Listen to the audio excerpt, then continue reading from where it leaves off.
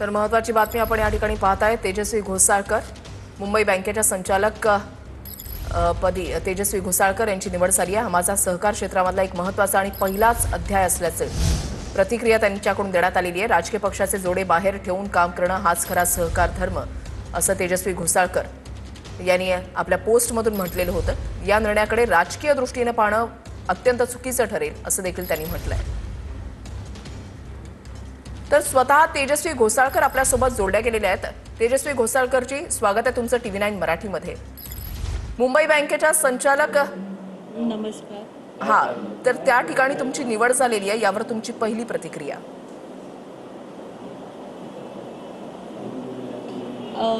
मी खरं म्हणजे तर हे 1 वर्ष आधीच म्हणजे जेव्हा अभिषेक घोसाळकरांचं झाल्यानंतर 1 वर्षानंतर त्याचं झाल्यानंतर मी आणि माझे सासरे विनोद घोसाळकर साहेब यांनी आपले चेअरमॅन प्रवीण दरेकरजी यांच्याकडे जाऊन त्यांना विनंती केली होती की तुम्ही अभिषेकच्या जागी मला तिथे संचालकपदी निवड करा म्हणून।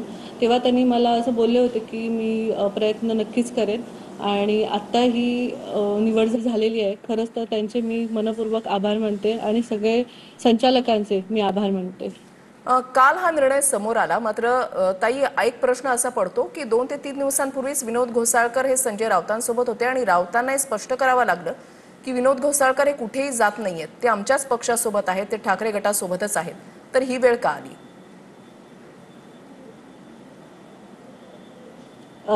ते मला माहित नाही, कारण त्यांनी विनोद घोसाळकर साहेबांनी आणि संजय राऊत साहेबांनी ते क्लिअर केलेलं आहे।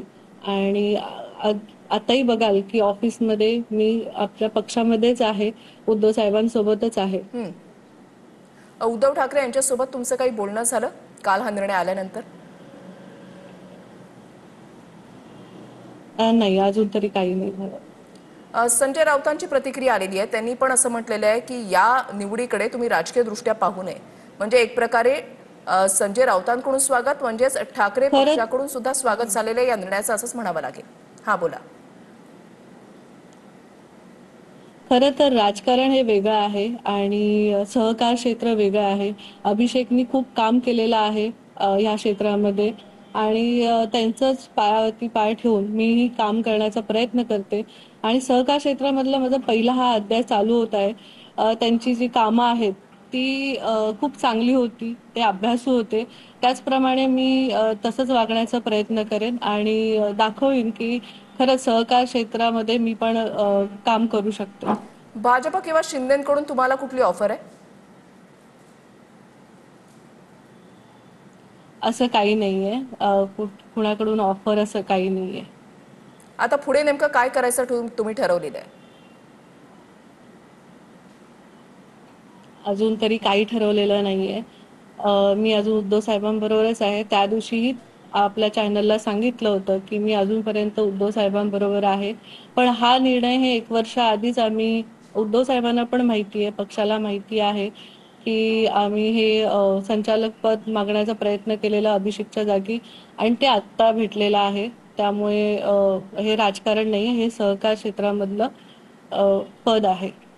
ताई, काल तुमची निवड झाल्यानंतर एक प्रकारे राजकीय वर्तुळात एक चर्चा सुरू झाली की आगामी निवडणुकांच्या पार्श्वभूमीवर हा निर्णय घेतला गेलाय। तुम्हाला खरंच असं वाटतंय? नाही, असं वाटत नाही, कारण राजकारण मी म्हटलं ना, राजकारण हे वेगळं आहे। तर ह्याचं राजकारण करण्यात काही अर्थ नाहीये। हे सहकार क्षेत्र आहे आणि प्रवीण साहेबांनी पण सांगितलेलं आहे, हे राजकारण नाही, हे त्यांचं बँकेचं निर्णय होतं आणि हे सहकार क्षेत्रामध्ये ते त्यांनीच एकमत होऊन सगळं निर्णय घेतलेला आहे।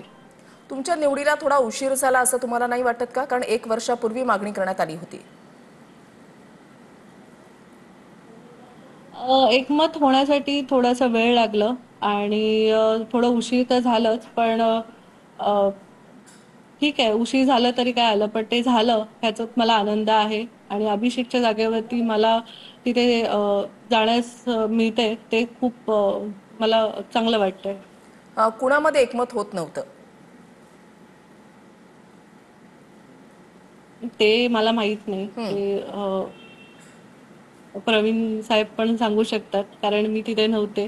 पण आता झालंय, त्यामुळे काही चांगलंच आहे. आता म्हणजे लेट झालं पण चांगलं झालं. तुमची निवड झाली त्याच्यानंतर संजय राऊतांची प्रतिक्रिया आलेली आहे. त्यांनी या निर्णयाचं स्वागत केलेलं आहे. आणखीन कोणत्या नेत्यांचे तुम्हाला फोन आले का? तुमच्यासोबत काही बोलणं झालं का? नाही, असं कुणाचा फोन आलेला नाहीये. ही तुमची निवड झाली याचं श्रेय तुम्ही कुणाला द्याल?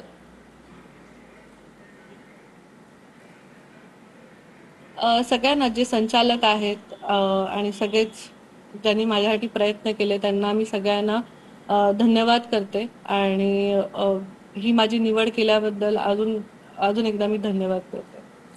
मातोश्रीवर तुमचे सासरे जे आहेत ते गेलेले होते त्या ठिकाणी